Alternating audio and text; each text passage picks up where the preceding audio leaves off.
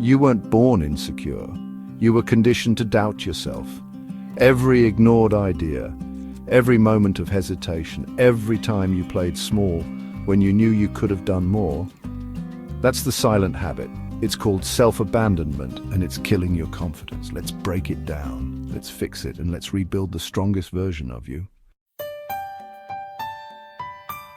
You've done it. We all have. You said yes when you meant no. You stayed silent when your voice mattered. You put everyone else first every time. That right there is self-abandonment, and every time you do it, your brain gets the message, my voice doesn't matter. Psychologically, this leads to a cycle of guilt, resentment, and low self-trust. Confidence isn't about being loud, it's about not betraying yourself. Neuroscience tells us every choice you make rewires your brain. When you stand up for yourself, even once, your self-belief circuitry strengthens. But when you shrink, fawn, or hide, your brain learns to expect rejection, even where there is none. Harvard studies show that people who habitually abandon themselves have increased cortisol, anxiety, and decision fatigue. Confidence isn't a gift, it's a skill, and you've been training it in the wrong direction.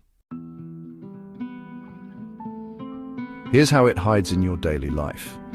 You say, I don't know, even when you do. That's not humility, it's fear of being wrong. You delay decisions, waiting for outside validation.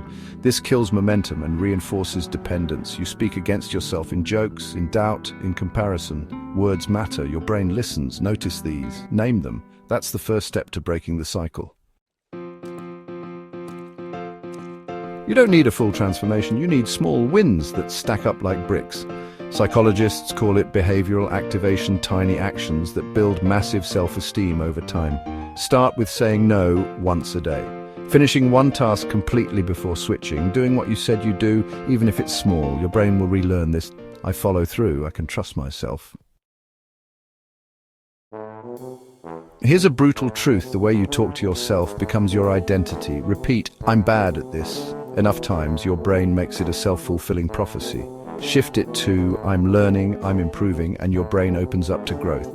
Use what psychologists call cognitive reframing. It's not toxic positivity, it's training your inner coach to replace your inner critic, and that one habit game changer. Insecurity isn't always about rejection. Sometimes it's about disconnection. From what? From you. When you reconnect with your values, interests, and truth, you stop chasing approval. You start owning your space. Try this. Ask, what did I love doing as a kid? Journal, what would I do if I wasn't afraid? Build your week around one thing that lights you up. Confidence grows in alignment. Your time is yours, your energy is yours, your voice is yours, and the more you protect it, the more powerful you become. Confidence isn't loud, it's quiet strength. It's the calm certainty that I have my own back, and you do.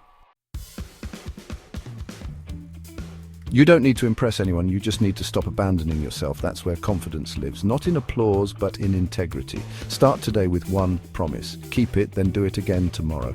Comment below. What's one thing you're no longer going to apologize for? And if this video helped you reconnect with yourself, hit that subscribe button, because here at PsychGB, we're building minds that don't break. See you in the next one.